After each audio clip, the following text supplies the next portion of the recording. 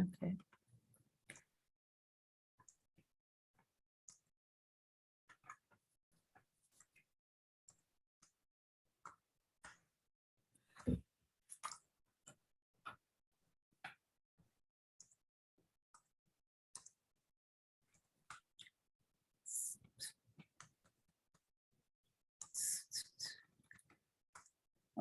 Hello? Hello? Jose, we ready? We are ready to go. Yep. Okay. Well, Whenever you are. welcome. Well, welcome everyone to presentation with Dr. Janet Taylor on courageous classrooms.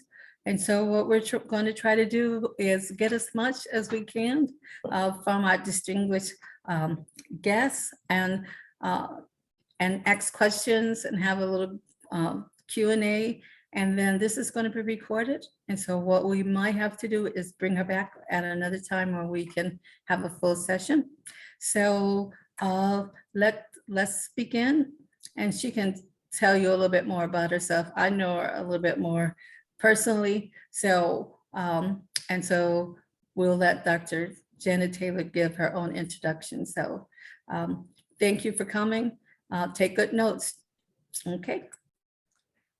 Thank you, Annie, and thank you to those who have joined. So I'm a psychiatrist.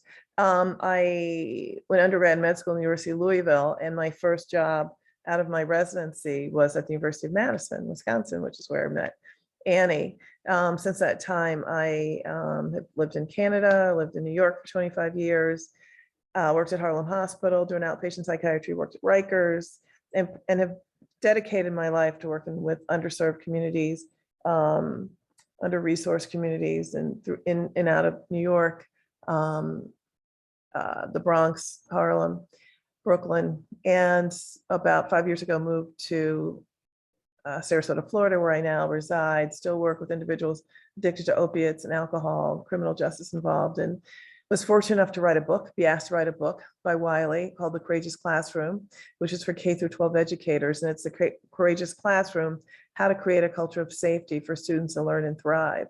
And I had a co-author, Jed Derryberry, as I'm not a teacher. So I really wrote about the neuroscience of trauma, tried to have it from the perspective of a landscape of calm in the sense of knowing how our students are when they enter the threshold of the classroom, which would involve teachers, what teachers bring their own trauma and issues related to their own physical, social, emotional health, parents, and obviously the students, knowing that a traumatized brain is one that does not learn as well. And so how can we learn about fear? How can we switch that fear to courage and recognize that, you know, for most of our children, education is the only way. And as I mentioned, I had a co-author, so I would do the neuroscience and he would tell the stories because he was actually in the classroom.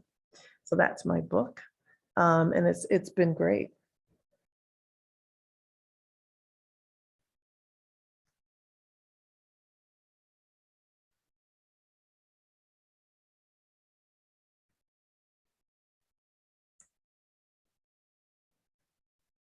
Annie, are you speaking? Yeah. So Dr. Taylor, so in terms of some of the statistics that we have here with our kids in terms of looking at some of the racial equity information, is that we are less likely to have great outcomes than Mississippi.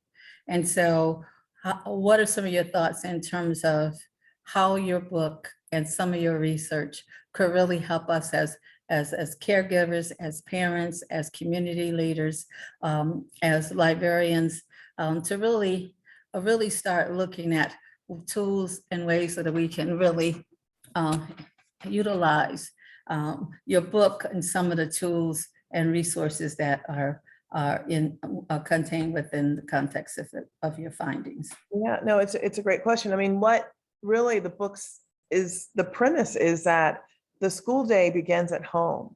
So whether you're a caregiver or a librarian, a teacher, or a parent, it's important to understand that the mental attitude that exists within your household in terms of exposures to emotional abuse, trauma, poverty, some things some people can't necessarily account for or are responsible for, but still our kids are going to school. We have teachers who may be coming to school who have been in abusive, excuse me, relationships or traumatized.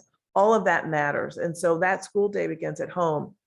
So to the extent that we can shore up and make a healthier interaction within communities, less exposure to violence that kids may witness on their way to school, understanding the benefit of a hearty meal when they get to school, having resources for mental health in terms of trauma or support or evaluating kids are so important, because school is not just about the process of education. It's really looking at all the multifactorial aspects of it. So in our book, there's a PHQ-2 where you can look and see, which is really not diagnostic of depression, but certainly may help you understand if you are depressed.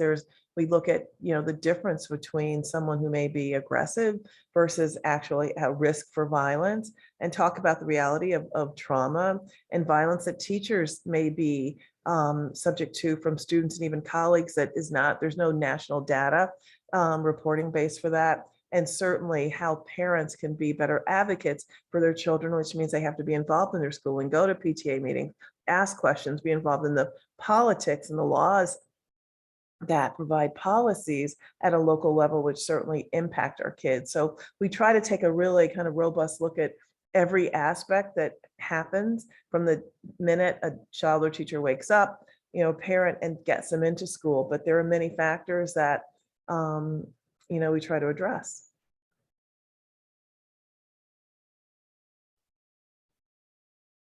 We don't have anything in the chat, but I was, when I lived in Milwaukee, Howard Fuller had a process of what he talked about: cold schools, cold homes, warm schools, hot houses, and outcomes. So it's similar to that theory, is that what happens in the home and can also help kids survive in cold schools or warm schools, but hot houses and hot schools success, warm houses, cool schools success. So it's really about the home.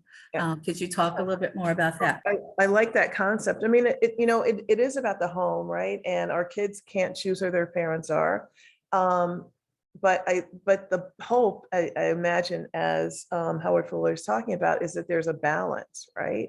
And that the schools may be able to provide what home is not, and the home may be able to provide what the school is not, because frankly, all schools aren't warm. But as a parent or a caregiver, what we want to do is be aware. We want to be aware of how our child is functioning in terms of, from an emotional standpoint.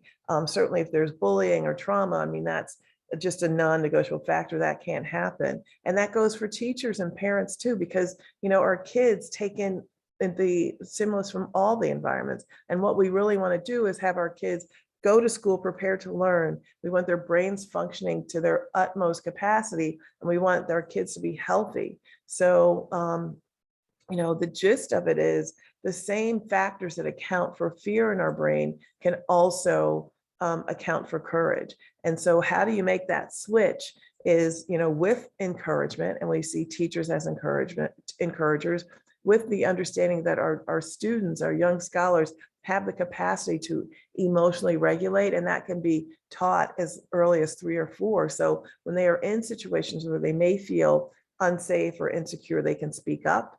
And we want to have those avenues where they can get the help that they need. When they feel a certain way, they can basically, learn how to, that they can feel better. And that certainly is our goal.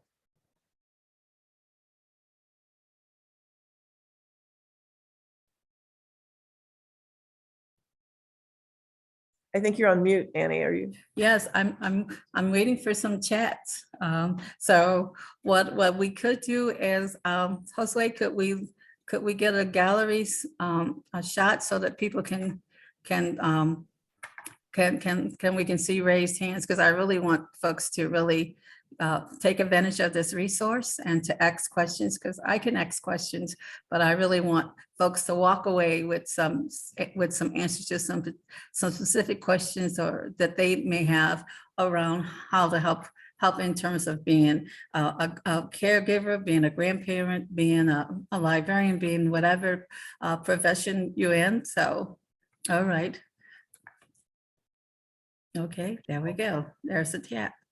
And how as we as adults can support the students. And Abby is a librarian, so. Oh, well, thank you for the work you're doing, Mhm. Abby. As a librarian, it's really critical that our kids, you know, from a reading standpoint, I'm sure you see it, because of video games and social media, our kids' attention span is not what it needs to be. So as parents, certainly what we want to do is make sure that our kids get breaks from anything with a screen, and that we really collect anything with a screen when our kids go to sleep, because being sleep deprived is a huge risk factor for not being able to learn and can trigger all kinds of different physical and emotional responses. So Mhm. I'd say as caregivers, you know, not just paying attention to, you know, what we're feeding our kids, and certainly, you know, disciplining them in a way that's not punishment, but that teaches, but really making sure that they get a good night's sleep. The other thing is, over the summer, you know, research shows that if your child reads 10 books over the summer, it could be comic books, as long as they're reading, it helps them when they go back to school, and in some cases can increase their reading levels by 1 year. So continuing just to manage the fact that our kids are should be lifelong learners, and how we can reinforce that over the summer by giving them things to read, giving them positive reinforcement. Doesn't have to be money, you know, it could be an apple, it could be whatever, just to reinforce that part. But sleep deprivation is really critical. So Annie, with all, I'm happy to come back. I probably can only answer one more question, because I'm getting like chatted from my clinic Okay. here. Okay. So do anyone else has one more question? A question for Dr. Taylor, and she's going to come back. So we're going to be able to really promote this and get it in a time frame that works for all of us in the middle of a day. Okay, any more questions? Let's see what's in the chat. Okay, so Mary says sleep, and so we had those two. Any other questions? I have one. Okay. I have one.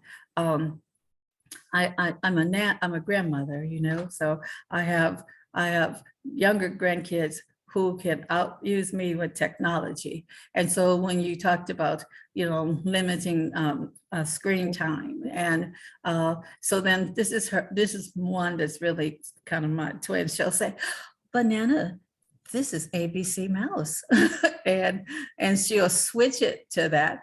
But she's really been on TikTok.